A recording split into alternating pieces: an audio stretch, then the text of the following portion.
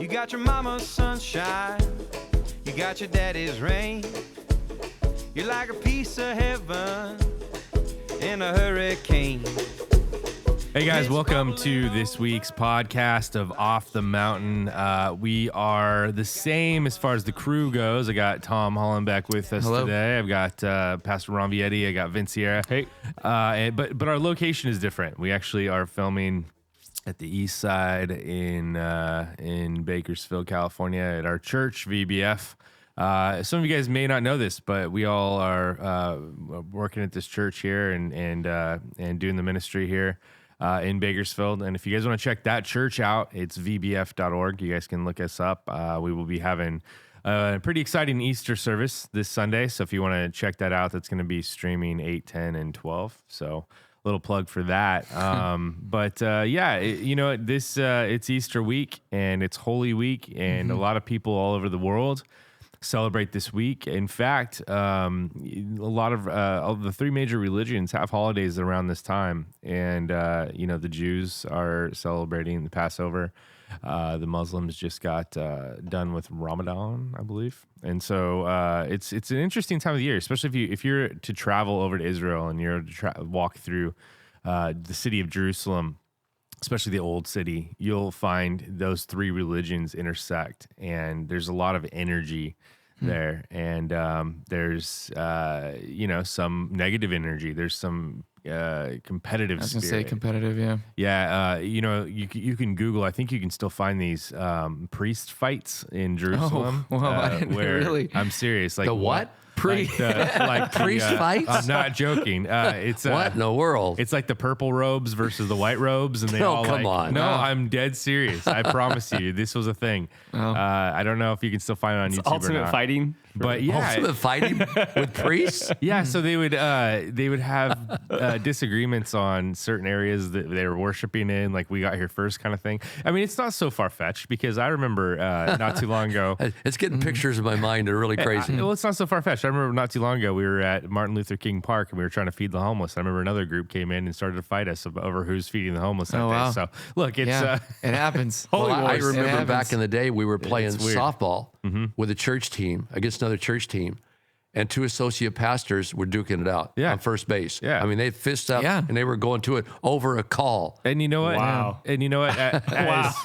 As men, you can look at that two different ways: childish or passionate. I mean, however you want to look at it, Sure, right? sure. It's Whoever wins. Yeah. you gotta be. Going serious. back to your introduction, come on, don't you really want to go back to Israel again? You know, I do. There's something special about it. I don't know what There's it is. something I've been special there, about 5-6 times. I want to go back again. Well, today's topic is actually revolves around the Holy Land and revolves It does. around certain discoveries and mysteries, and I think of Indiana Jones and that type of there's been real people in our recent history that have taken upon themselves to find out about mysteries that surround this week, surround the cross. And I think surround this is Jesus. a great topic for Easter week, and I would encourage you to call somebody right now and say, you have to turn on Off the Mountain podcast. You got to get it on. What we're going to specifically start talking about, and we might very much have to go into next week, because there's a lot of information here. But in the 1980s, Ron Wyatt said that he discovered the Ark of the Covenant in Jeremiah's grotto, which is supposed to be right underneath the place where Jesus was crucified on Golgotha Hill. And Ron Wyatt claims, or he's now deceased, but he claims that he found the Ark of the Covenant. And the mercy seat on top of the Ark of the Covenant. Now, let me go back. He was excavating. He was in Jeremiah's grotto, which is supposedly underneath the hill of Golgotha where Jesus was crucified. And he was excavating, and he was searching for the Ark of the Covenant, and he was guided by an angel.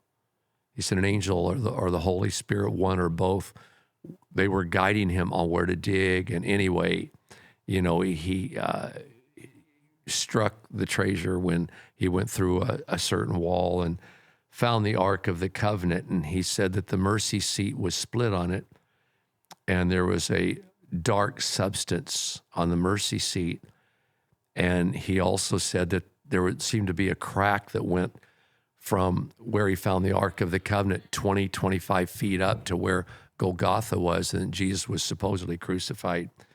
And he took this black substance to a laboratory in Tel Aviv, and they tested it, and they said, this is blood. And when they tested and analyzed it, they said it only contains 24 chromosomes, which would mean there was no human father. And they said, where in the heck did you find this? And reportedly, he said, this is the blood of your Messiah. And if you go back to Leviticus, you know, the goat, the offering of sin, when it was shed, the blood was shed, it was sprinkled on the mercy seat of the Ark of the Covenant. And so this whole thing is extremely intriguing. That if it's true, it's pretty mind-boggling. Now, we're going to approach this topic today, and we might even get into the Shroud of Turin. There's all kinds of directions we might want to go. But let's start off talking about Ron Wyatt and this specific discovery that he claims to have made. Now, I will say he died still holding on to the idea that I did find the Ark of the Covenant and I saw it. So let's kind of start there, and then we'll see where this conversation goes. What does he say happened to it after? I mean, after he found it, what happened? It's still there. Yeah, He just left it's it. still there. He said he left well it. with the authorities, right? Like Okay. there were people who helped funded his archaeology, and so there are other people who know the location. Yes. Very few. Very few. And I want to say rabbis might know over there. But he's also accredited to finding the Red Sea crossing. And one of his famous discoveries was finding the chariot wheel that is specific to the time frame of the Exodus. And on top of that, he also found Sodom and Gomorrah. He's known as the biblical archaeologist. And on top of that, he's also found the area that they believe was where the golden calf was. And then I want to say he's also accredited. So he's also accredited to finding Noah's Ark. And then he's also, I believe he's accredited to finding Mount Sinai, which is in Saudi Arabia, where there's this giant mountain. But Tom, let's talk about him for a moment. I mean, these are just a lot of discoveries. He did all this, though, seemingly out of a real heart of passion for Jesus. Yeah. I mean, as far as I know, he didn't get rich off of it. He didn't get paid a lot of money. Yeah, no, he funded When a he lot of found it. the artifacts, he turned them over to the Israel government. Yeah. He didn't even keep the artifacts for himself. But let's say something. I'm not so sure he discovered Sodom and Gomorrah as much as I know that when he was studying there, he found all this white powdery ash everywhere. And there's videos out where he's digging out sulfur balls. Yeah.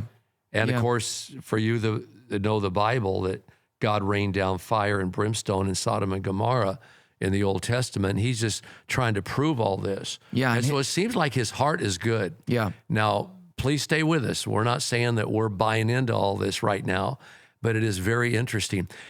It seems as though his heart is inclined toward just giving God glory. Yeah. And just saying the Bible's true. And I don't know about you, Tom, and I want to get your opinion on this. I've watched a lot of videos of him and his sons. And I like to think I have a spirit of discernment. Now, that doesn't mean that what they're saying is absolutely true, but it does seem to me that these guys are pretty right on guys as far as my discernment works. I mean, do they bear witness with your heart as being right on guys? Yeah, yeah, and what's interesting about it is, you know, to your point, Pastor, that they don't seem to be wanting the credit for it. I mean, a lot of the excavation is financed by or was financed by him. Ron, they would make trips back and forth as often as they could. And I remember listening to one, I think maybe when they were searching for Sodom and Gomorrah or something, where they were actually detained because they had come over in a way that they were trying to pinch pennies and stuff. And there was a point where their car broke down. There was like a lot of these stories where it doesn't sound like anybody, I mean, and even to this day, I would be really interested to find out how many of people listening have ever heard this guy's name before.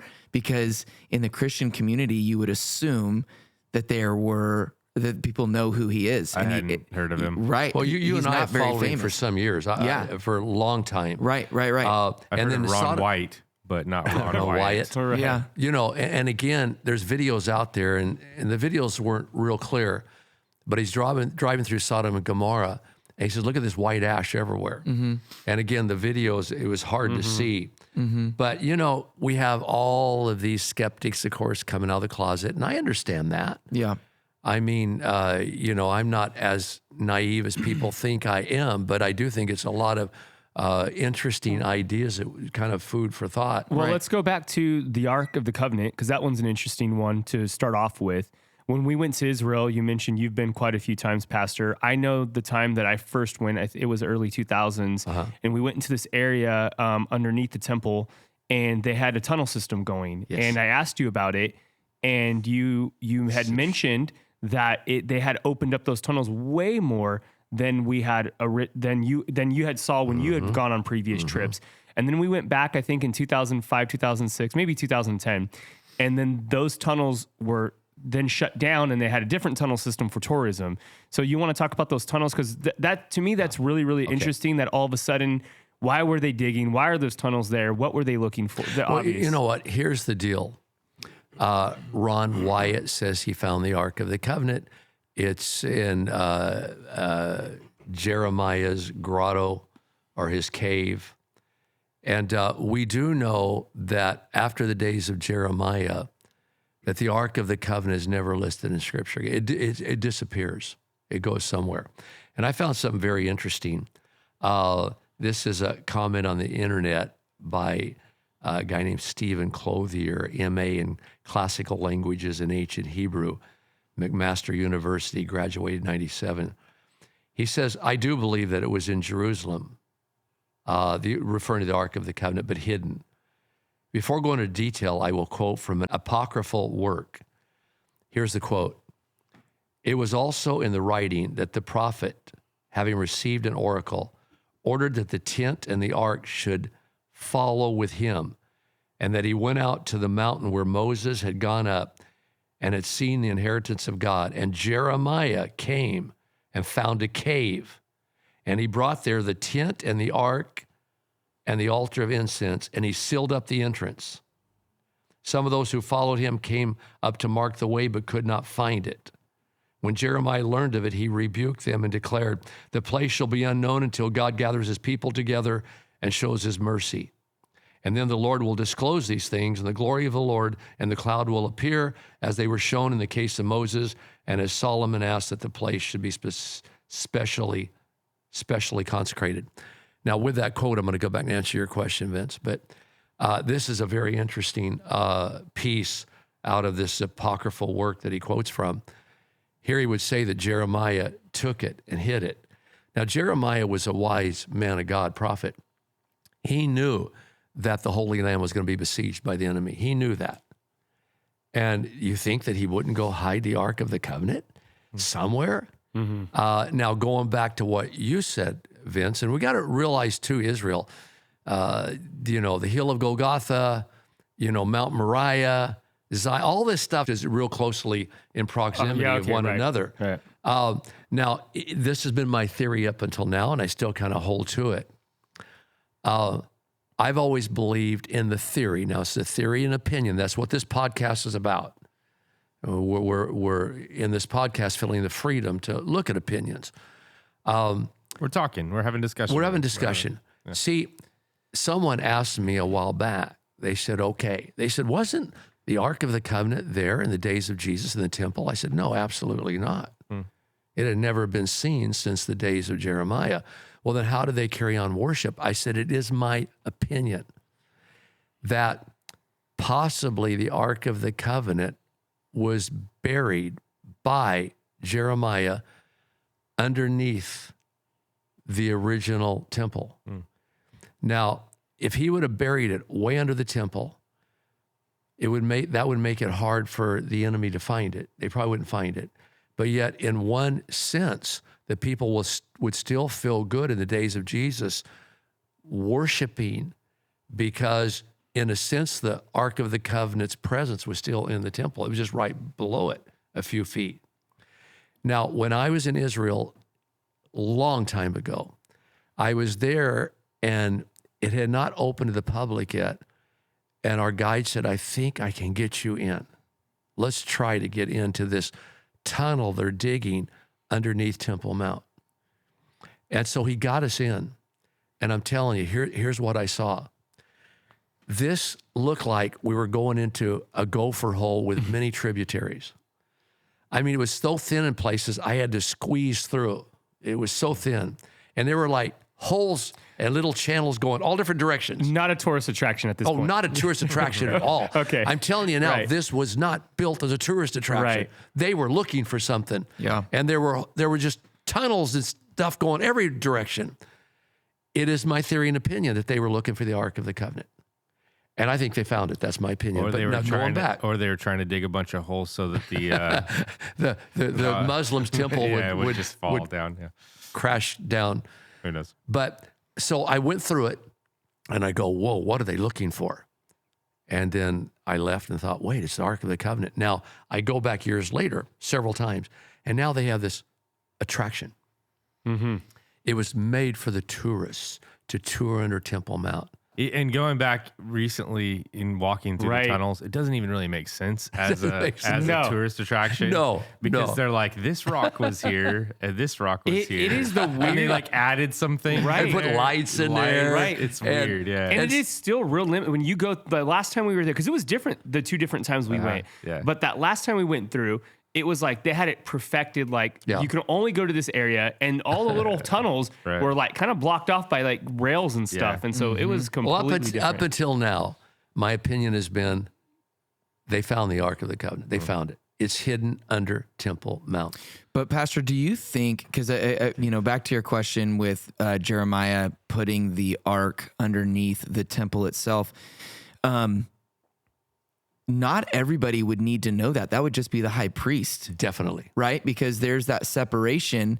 So there could be like lower ranking priests. It could be the That don't know. that don't know. Yeah, right. And the rest of Jerusalem doesn't need to know that the Ark of the Covenant isn't there. So to the point of Jeremiah still pulling this off, he really only needed to tell the current That's it. high priest. That's it. Today, I believe with all my heart, there are just a few. They know exactly where the Ark of the Covenant is. Right. And they made a vow that they're not telling anyone. So if we're as close to the 7-year tribulation as we think we are, then you know what? They are ready to not only reveal it, but to go get it. Well, when we were there, the Temple Institute, everything is made ready to worship again. The garments are there. Yeah. We got to see the high priest's ephod the ephod was at the chest. Yeah. And then we got to see all the instruments that are going to be used, the showbread. We saw it all. Candelabras, everything. Outside of the Ark of the Covenant. Now, you wanna know That's the something only thing interesting? we don't have. My first visit to Israel decades ago. Sorry, I just pulled up this article. Okay, hold on. Let me make a statement and hold on to it, Josh. Did you know that I was made aware of Temple Institute? Okay. And so our next tour there, it wasn't even on the tour schedule. Many tours that were going there didn't know anything about Temple Institute. Many of them didn't. I had to actually locate it and tell our guide where I wanted to go. So it was kind of a mystery for a long time. Now I think it's a common place we go. Josh, you pulled up something interesting. Oh, I was just, for people that are into this stuff, they would appreciate this. It says, this is CBS News, and this just came out just a couple weeks ago. It says what these red cows from Texas have to do with the war and peace in the Middle East, and it's a picture of red heifers from Texas, that they're actually raising. Yeah, So- And those red heifers weren't there years ago. They've just arrived pretty recently in history. And there are definitely, I've seen them with my own eyes. I've seen them in Kauai, which I found interesting because yeah. Zuckerberg owns The like red half heifer of was the last piece of the puzzle remaining. We have everything else. We just need the red heifers. Which is important to what we're saying here today, because wherever anybody stands on whether or not Ron Wyatt found this or not, it is interesting whether again he found it or not, they almost have all the other pieces. Going back to the red heifer is important because that's what would be sacrificed in the temple. Is that right, Pastor? So why work at making all these things? What are they getting ready for? Something that's really interesting is the Temple Institute actually has videos, like commercials, that are promoting the nearness of their ability to build the temple. And when we were there, they said that if the area was made ready, the Temple Mount was no longer there, that it would take them 6 months to build the third temple. Well, the rumors are it's pre what do you call it? Fabricated. Yeah, it's ready to And go. the plans are all there, and they can just throw this thing up in a matter of months. Wow. Yeah, and so I mean, we're there. It is just interesting. I'm not saying that Ron found it. I'm not saying he didn't, but it's almost as if they're just waiting for the real estate. And so if that's the case, where's the Ark of the Covenant? Ron Wyatt, I think, kind of feels like he did the legwork. Well, it's so funny too because it doesn't matter what kind of true fact you try to make today. You have the skeptics come out of the woodwork, and one of them said this, and I found it very, very interesting. He said he was a fraud. Ron Wyatt was a fraud. Why didn't he submit this whole blood thing and to a double-blind test? Why weren't there many double-blind tests? Where's the independent research? Well, duh, you dummy. If he did find it, he doesn't want that out there. I mean, he found out for his own curiosity that what he found was legit in his mind.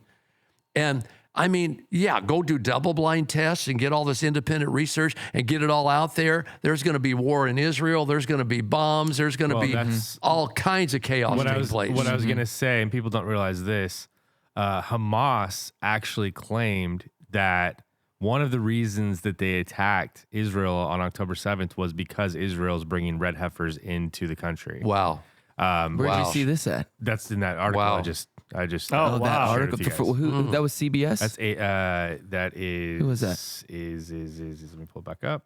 CBS News. Yeah. Wow. CBS News. So the interesting thing about that, for That people is that really don't know, That's a very interesting statement. is the whole war would be over the Temple Mount, and the Dome of the Rock is there. That's the Muslim, and Right. there's the it's the Al Aqsa mosque, and they claim that was one of the main focuses of the attack was to reclaim that area. That was like the whole purpose of it. Like that's what they're saying. And so with Israel bringing red heifers in, that means that they are trying to take over that space again to Britain. Well, and who's behind the Hamas and all of this propaganda? The devil. Well, He knows his days are short. Ultimately, And he's going to ultimately drive these guys to do anything they can do to stop this process. It's the incarnation of a spiritual war, kind of. And then if we had time to get into biblical prophecy, how everything's happening in Russia and the Middle East, and all of this stuff is all pointing to the return of Jesus Christ. And so it's a very fascinating topic. It is. It was interesting when his sons were telling a story, and they said when their father found the ark, they said that there were some bodies that were laid by the ark, and they said one, it could have been that they had previously found it, and the Israeli government or maybe government officials killed them because they didn't want them to be, basically. So there's this theory of that. They speculate, right? They speculate. So this is in the woods. I'm not saying this is, but I'm just saying, or the power of the power of the ark that it carries also killed these guys. Yeah. And so they described it pretty, because like he had a pretty good description about the quartz room and the gold and the reflection. Like he had it's very weirdly detailed if it's not legit. Right. Very detailed. Well, on his deathbed, someone asked him again, reportedly, we don't know what's true and what isn't, but they said again, did you actually find the Ark of the Covenant? And did you have this blood tested? And so on his deathbed, it supposedly said, yes, I did. And only a fool would die lying, I think. Yeah. And so I think regardless of whether he did or not, I believe he truly believes he did. Well, and if you're a believer and you're on your deathbed, and the last thing you don't want to do is lie before I don't know about that voodoo. Yeah. the reason why I brought up the dead bodies was because if they have found the ark, one of the things that we talk about a lot is the power still with the ark. Right. And what significance does it actually have now that we have? Would you touch it?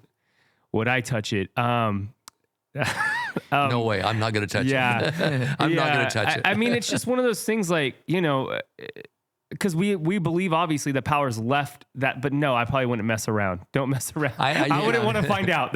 You could call it superstition or whatever, because I'm with you. Is the power still with the ark?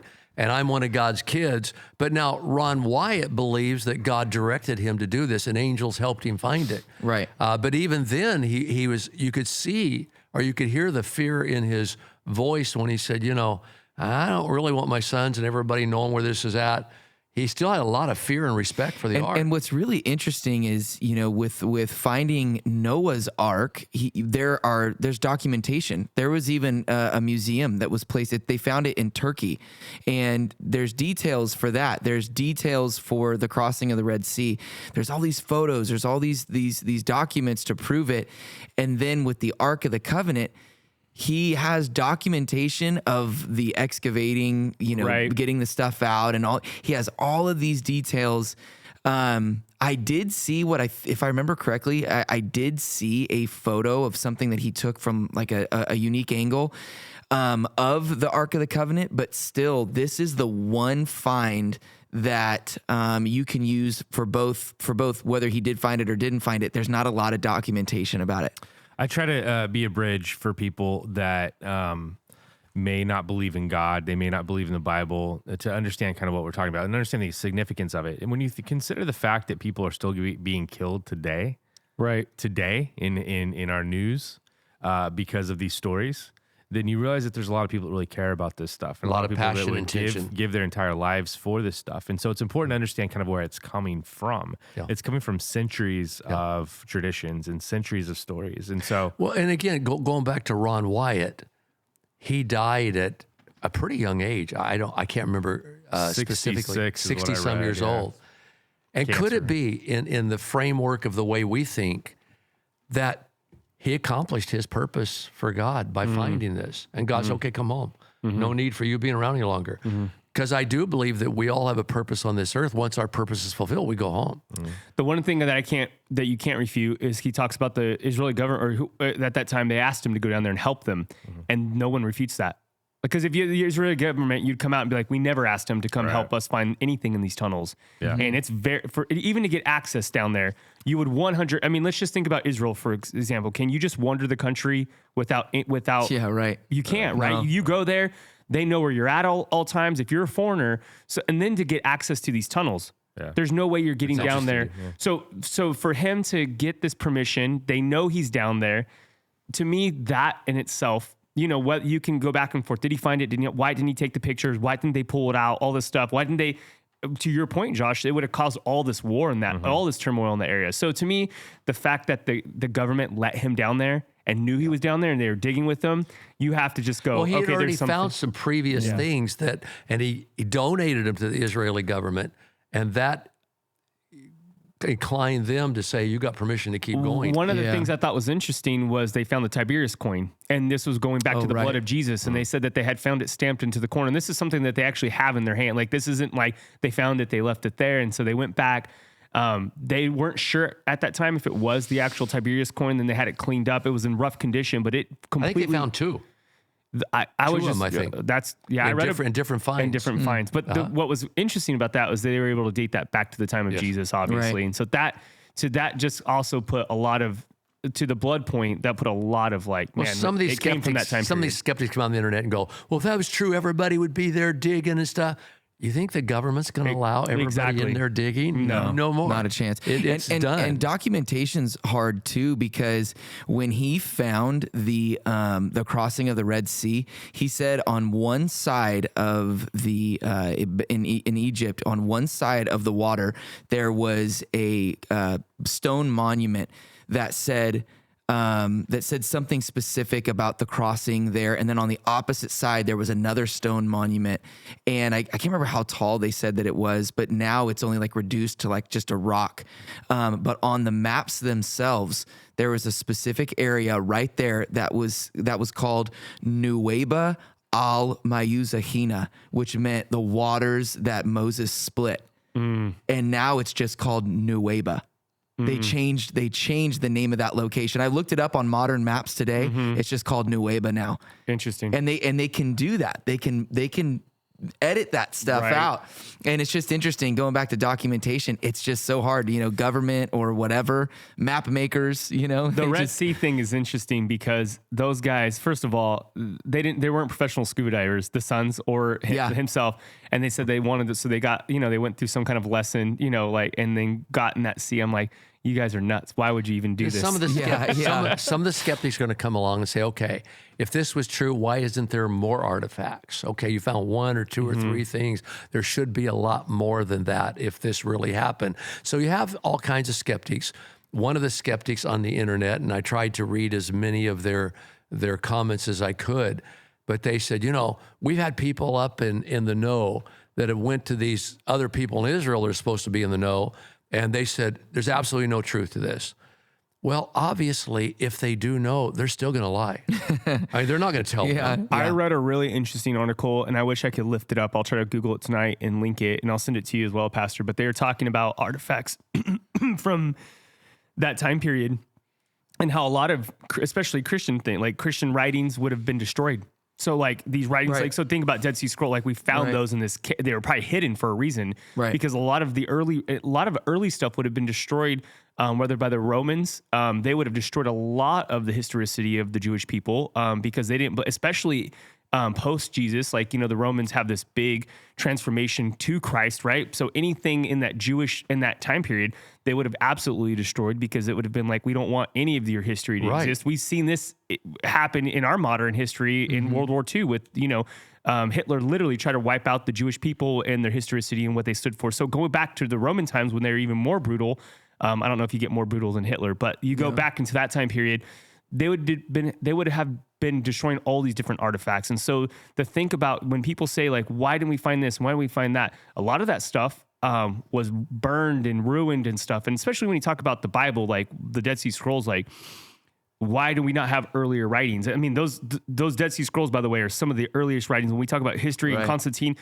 the Bible actually has earlier writings than some of that history of that, but that's just a sidestep. Well, going back to what Tom said too, and we can take this conversation anywhere we want to take it, but they've now done some study on Noah's Ark. Now we switch from the Ark of the Covenant to Noah's Ark. And I don't know if you've been reading newsfeed, but just in the last few months, articles have been popping up. We found Noah's Ark. We found Noah's Ark. Oh, no, I didn't know that. Oh, yes, popping up again. And I guess they found some materials in the area of Mount Ararat, some materials that date human activity back to 5,500 to 3,000 BC, which would fit in with the time of Noah's Ark. Yeah. And so that's back in newsfeed now. It's a current thing again. I've read it probably 3 times in the last month in newsfeed. We found Noah's Ark. We might have found Noah's Ark. We might have found Noah's Ark. Well, we didn't find the Ark per se, but we have found that there was human activity in that area. And of course, some say that they found the Ark and it's fossilized, Right. It would be petrified at that point. Yes. I don't want to go way, way too far off, but somebody brought to me the idea about do you think it's possible for God to have had multiple, and not like a lot, but maybe like 5 or 6 Noahs and their family? That's crazy. Because people discuss how could all of the animals in the world. Yeah. So I've said this to you. We had this conversation. Was it you?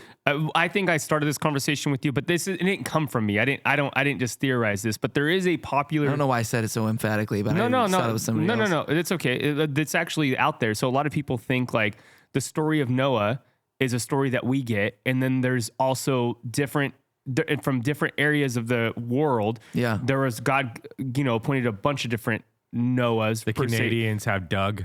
Right. So, right. Yeah. Sure. But you could take this as far as you want. Obviously, we get the Bible and we get Noah, and that's where we come from. But if you take this idea that this is the writings we found, and from the Jewish people, is it possible that God appointed different people in all these different regions to create an ark and to prepare for a flood? I mean, it's possible. I'm not ruling because that there are out. multiple flood stories.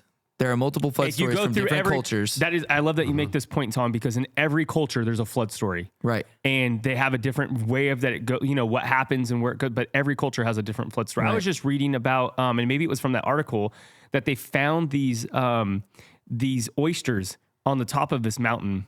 And this is significant because what they had said was that the oysters, when they found them at the top of this, I think it was like Mount Everest. It was just this nuts area where oysters would, like, how in the heck did oysters get up here, right?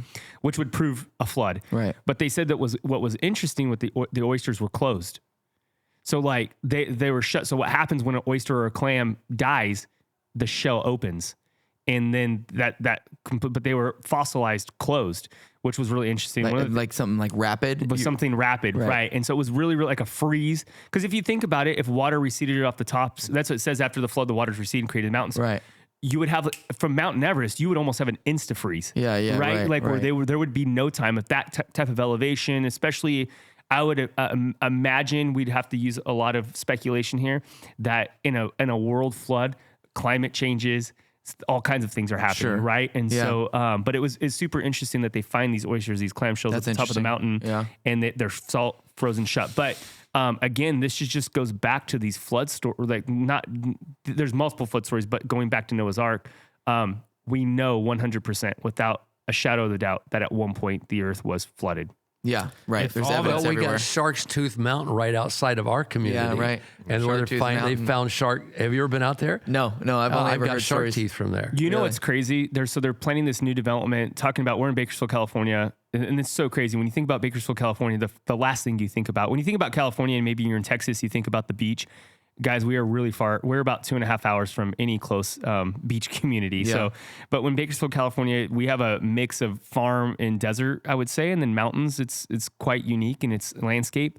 But out in these hills, there is this pastor just mentioned these shark teeth mountain. You can go out there and you can dig out shark teeth. And that doesn't happen as much because we have valley fever. And so as you dig that stuff up, you get spores and it's a whole thing. But now they're building this community out further, and they're talking about stopping the dig because they've now found these new fossils in shark teeth. And they're saying, obviously, the biggest reason for stopping the dig is because of valley fever. But it's so interesting to think, like, we're so far inland and to think, man, like, you're finding these crazy out here in the fossils. desert, there used to be sharks. Yeah. But then again, there's a lot of different views. We could get into this and probably talk for a few hours, but a lot of people think that this story is not literal, and others think the flood was local, so he wouldn't have had to have everything. And there's just conjecture and a lot of opinions on all this stuff. There's a lot of debates Others out say, there well, too. he just brought babies on the ark. They were all babies. Yeah. And so you could house them a lot closer to one another, little baby I animals. think my official reaction to a lot of these stories is I wasn't there. So you know what I mean? Like I'm here.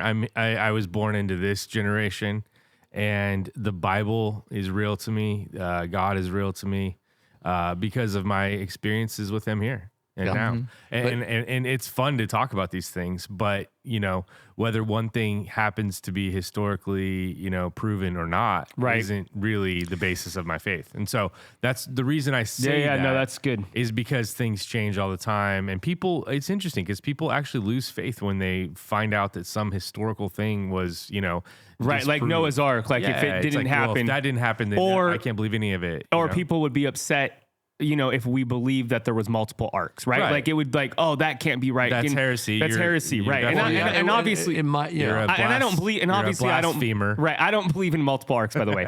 But I'm just saying it would ruin people's faith, and I love your point because it wouldn't change anything about how I believe about Jesus today. Exactly. So that's my point. But the Noah Ark thing, you know, you can say like the descent. So there is I think looking at Noah's Ark because of the descendants and where it comes from, it's important to look at. It's a super interesting topic, and it's really fun to talk about. And I love talking about this stuff.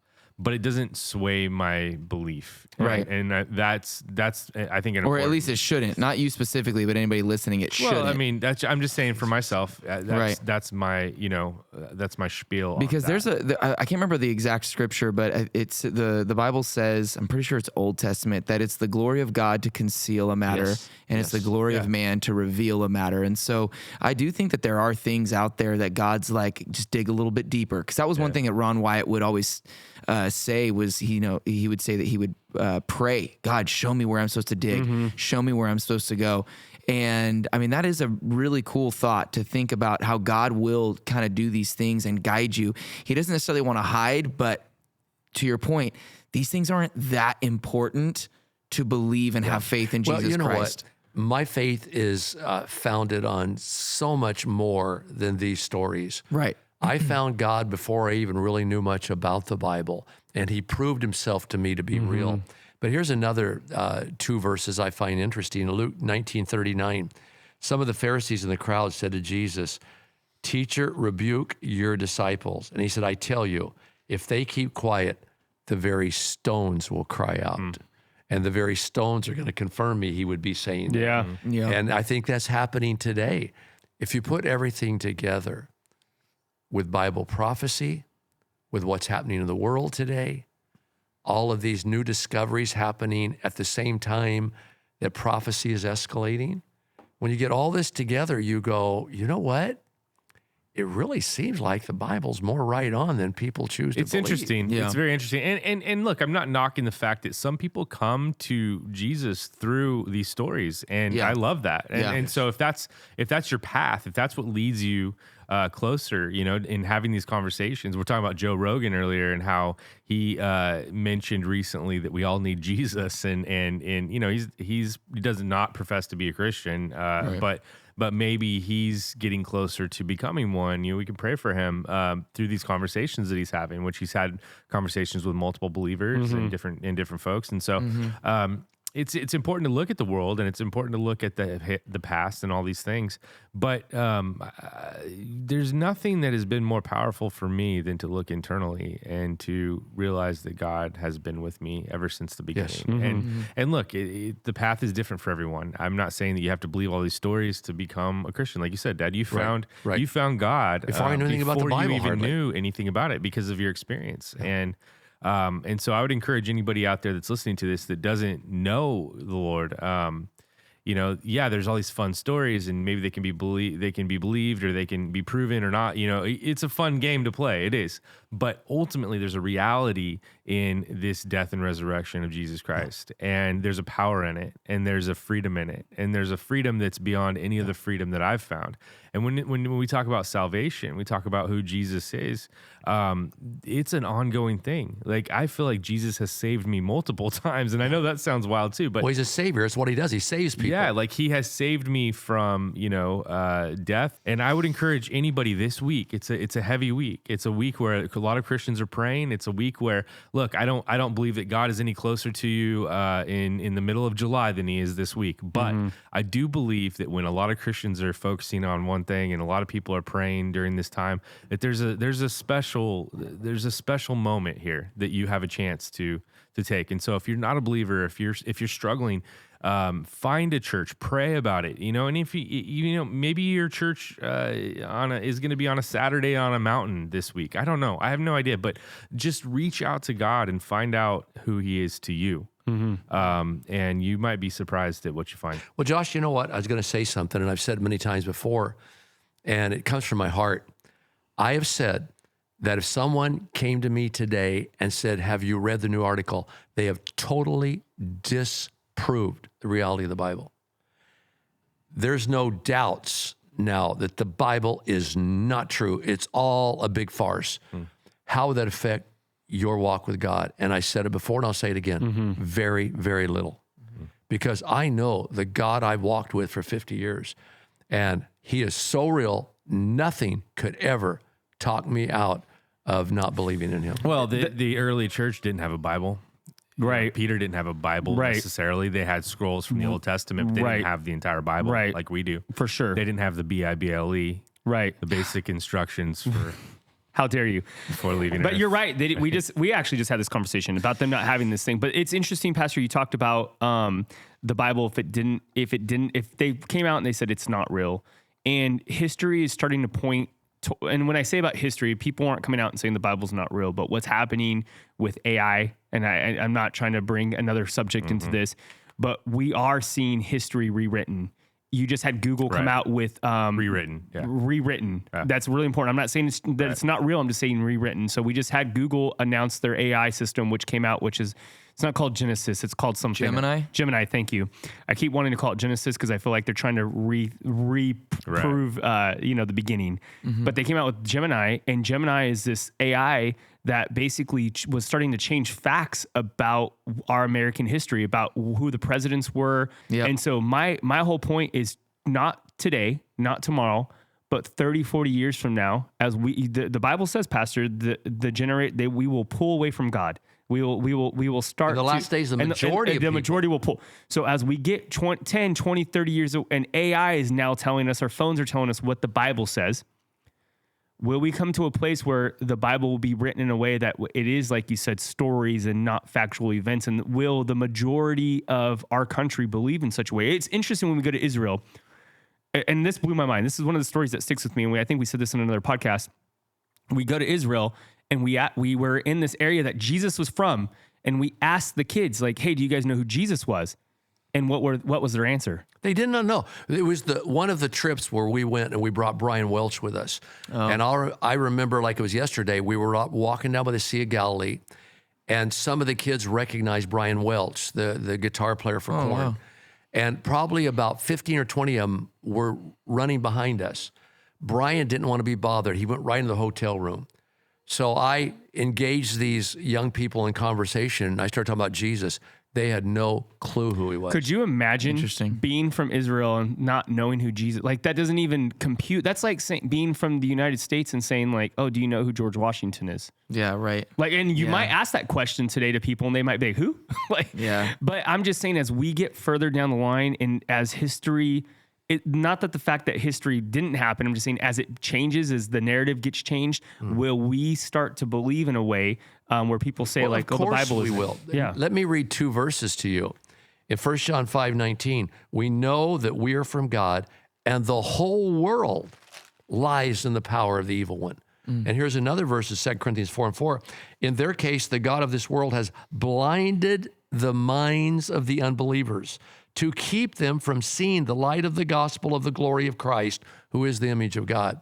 So we know that the devil is behind all of this. Yeah. And he does not want us being good advertisements for Jesus. Right. He wants to make us look like fools so people will turn us off and not take us seriously. I think that's the power, or the problem I have, the problem that I have when we engage in these stories. And again, I wasn't there, so I do resonate with what you're saying, but we do start calling them stories. And I feel like when we say stories, it takes away from the power of the things that did happen in the Bible. And again, I wasn't there. I know there's a lot, the Jewish people were great storytellers. They are today still, but I do think that we have to be careful, because it's like when we go into American history and we start saying, well, you have people say, the Holocaust really didn't exist. It didn't happen the way they happened. Well, then we start getting into this, like, well, were you there? Do you know, or do you not know? Because we have a lot of proof that the Holocaust 100% did exist. So we go back to these stories even further back, like the Ark of the Noah's Ark, and we start, is it real? I don't know. It could have been a thing about something that was meant something else. It's like, now you start getting into a really scary place, I think, when you start changing stuff like that. So I think you have to be careful. Did you read the other day on Newsfeed that they think they found the fish that swallowed Jonah? No. Babylon. Is that Babylon? He was Babylon. no, he's at Avila Beach over here. I was waiting for Pismo something. I was Beach. like, where's he going with this? But real quickly, I'm not naive. We can also go back and start talking about Joseph Smith, the Book of Mormon, published in 1830, how this angel Moroni came to him, and he swears that's true. And most Christians today have written that off, obviously. Right. So in the end, does it really matter in regards to salvation? Absolutely not. Right. Is it interesting to talk about? Oh, yeah. Especially on Easter week. I want to get into the Shroud of Turin.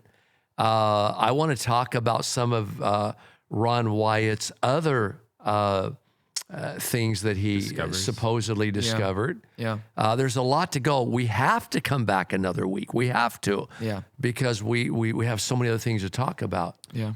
Yeah, well, it's interesting. And, some people are analytical and they love this stuff and they're into it and they're going to go and search and do their extra, research. If you do that, send us your articles, send us your thoughts, Yeah, and I think I sent you one link. We should probably put 2 or 3 links. You sent me a bunch of those. I've got some links. Okay, so cool. let's put some links at the end of this podcast for people who want to take it deeper.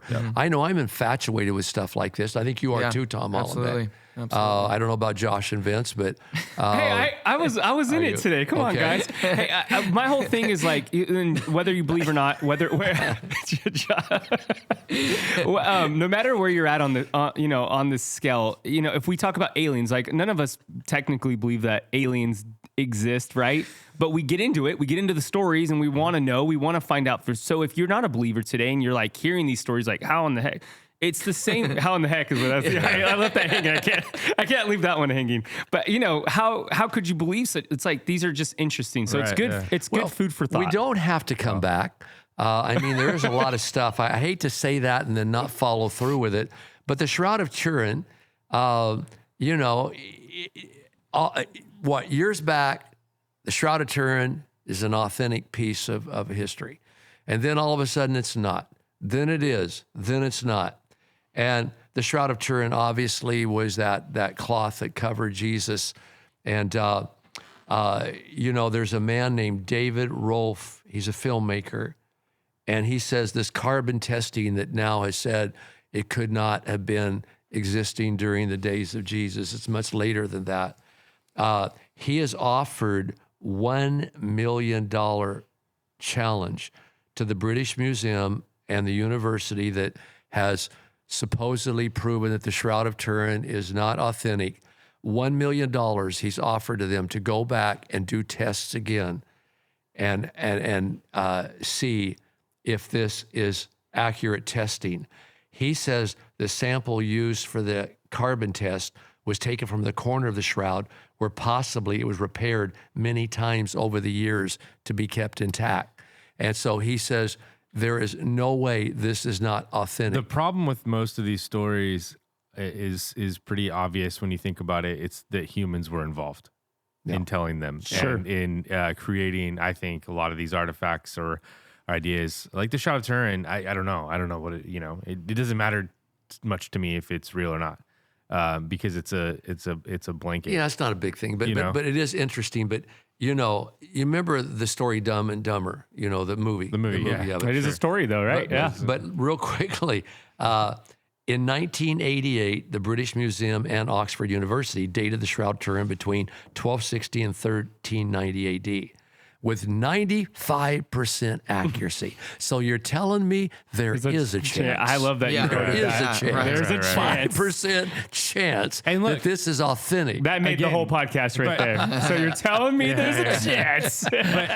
let me just say this: I don't judge people that do really care if this stuff's real or not. I just, for me personally, my faith is in a different plane. Yes. It's on a different lane, and I love the stories. But I is love it fun to talk about? A lot of fun. And there are some I people want to go who look. I want to go to Israel and Go I want to dig get the a tunnels? special permit to Yeah. look around. Well, I'll tell you what, I'll bet you be fun. $1 million with 100% accuracy you don't get that permit. $1 million. I bet it's easier to get that permit in Egypt than it is in Israel. Oh, you will not get probably. it. Well, I hope you've enjoyed the podcast. This is Easter week.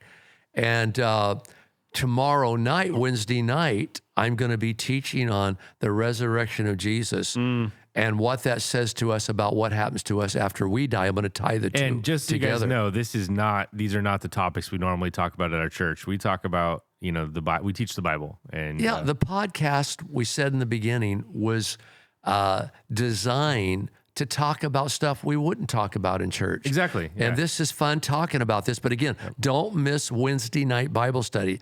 We're going to look, and I'll be a little shorter on time. I was so long last Wednesday. I had to give all the nursery workers a little Starbucks card to tell them how sorry we were, and the children's workers. But I will be a little shorter.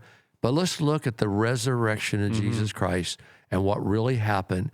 And then let's tie that into what happens to us when we die. Yep. And I think it'll be a good study. So love you guys. I'm not obligated to come back and talk about this again next week, although I would like to talk about Sodom and Gomorrah. I would.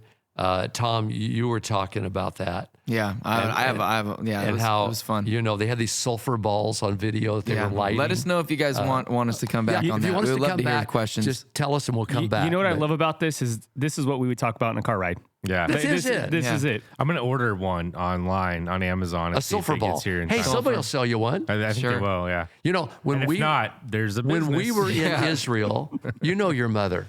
When we were in Israel in the Garden Tomb about 3 trips ago, I was sitting there talking to one of the people who runs the Garden Tomb area, and I looked over. Your mother had a shovel, and she was digging right in the tomb. She was digging. way. And she was putting soil in a plastic bag. And so No when I way. saw her, I tried to really distract the guy I was talking Hey, to. right. And That's I a want to ask really- you That's some a questions. good husband. That's a good caper you guys got going on there. I mean, but no, you're no. distracting. She's digging. Listen to this.